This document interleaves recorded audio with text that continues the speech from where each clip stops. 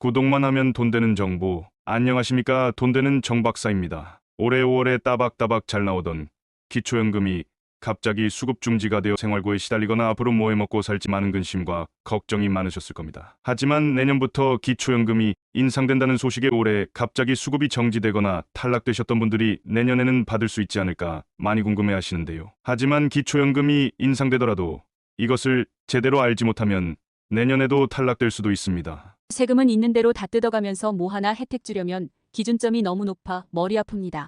연금 계산 방식은 왜 이리 어려운지 이해하는 것도 한참 걸리는데 잘못 신청하다 연계 감액제도 때문에 신청하는 것도 두렵습니다. 정부가 하나의 통제 수단으로 생각하는 것 같아 국민 입장으로 화가 치밀어 오르네요.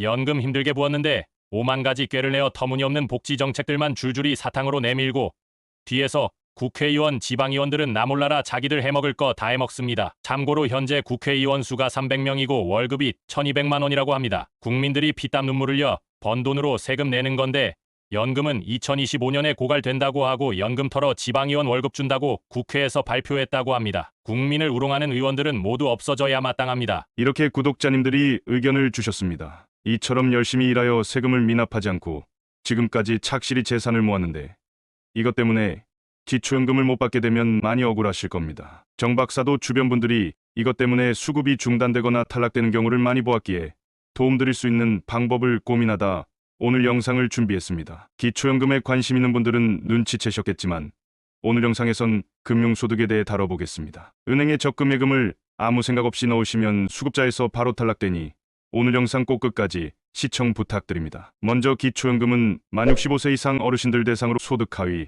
70%인 분들에게 지급하는 복지입니다. 현재 기초연금 수령액은 단독가구 32만 3,180원, 부부가구 50만 7,080원이며 내년부터 기초연금 수령액을 3.3% 인상하여 단독가구 33만 4천원, 부부가구 53만 4천원으로 인상됩니다. 하지만 기준금액이 인상되더라도 선정 기준이 매우 까다로운데 그중 가장 많이 탈락되는 경우가 바로 금융소득입니다. 통장에 적금이나 예금이 얼만큼 있어야 수급자 탈락을 안 할 수 있는지 확인하려고 해도 복잡한 연금 계산 방식 때문에 바로 알기에는 쉽지 않습니다. 그렇기 때문에 월소득 평가액과 재산의 월소득 환산액을 합산한 금액 즉 소득 인정액을 알아야 합니다. 기초연금은 소득 수준과 물가 상승률을 고려하여 매년 1월에 산정 기준액을 정하게 되는데 2023년 단독 가구는 202만 원이고 부부가구 323만 2천 원이 산정 기준액입니다. 하지만 금액이 계속 보장되는 게 아니고 금융재산이 늘면 탈락하게 되니 주의하셔야 하는데요. 예를 들면 내가 살던 집을 팔고 매매대금으로 3억을 받았는데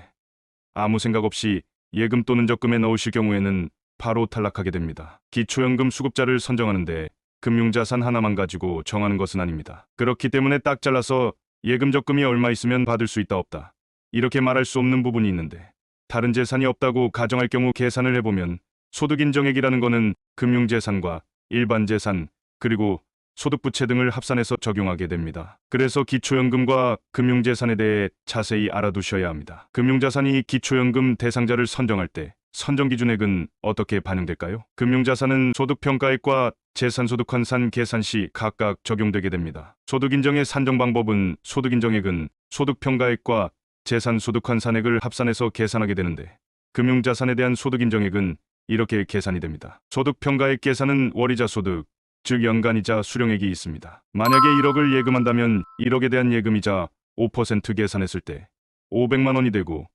1년은 12개월이니까 이자를 12개월로 나누고 4만 원을 빼주면 됩니다. 재산소득환산액은 금융재산액에서 2천만 원을 빼준 다음에 여기에 대해서 4%를 계산해서 12로 나눠주게 됩니다. 그래서 금융자산 소득평가액 계산 방법으로 하면 소득평가액은 그 근로소득에서 108만 원을 제하고 여기에 0.7을 곱해준 다음 기타 소득을 더해 산출이 되는데요.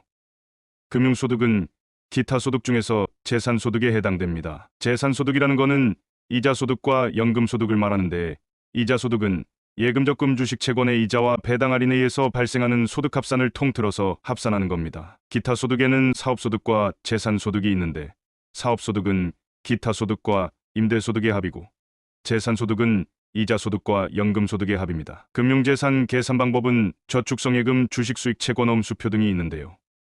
저축성예금은 잔액 기준으로 평가를 하게 되어 있습니다. 예금적금의 경우는 잔액 기준으로 금융자산 2천만 원 기본 공제를 하게 되는데요. 금융자산은 무조건 합산한 값이 아니라 가구당 2천만 원을 기본적으로 공제를 해줍니다. 그래서 단순 금융재산만 가지고 소득 환산의 공식을 이용해서 소득 인정액을 계산해보면 금융재산 정기예금 1억이 있다고 가정할 경우 소득 인정액은 26만 원이 됩니다. 금융자산은 실제 자산 조사 시에 금융기관으로부터 정보 시스템을 통해 제공되는 금융정보조회 결과를 바탕으로 연이에 산정하게 됩니다. 금융자산 소득 인정의 계산을 예로 들면 단독 가구인 사람이 1억 원의 금융재산을 보유한 경우 소득 인정액을 단순 계산해보면 예금이자 5% 적용 시 소득 인정액은 63만 원이 나옵니다. 예를 들어 재산 없이 금융재산만 있다고 가정하면 기초연금 수령 대상자가 될 수 있습니다. 그런데 금융자산 3억 원을 보유했다면 소득 인정액이 214만 원이 되고 기초연금 수급 산정 기준액 202만 원을 초과하게 되어 기초연금을 수령할 수 없게 됩니다. 정리한 표를 보면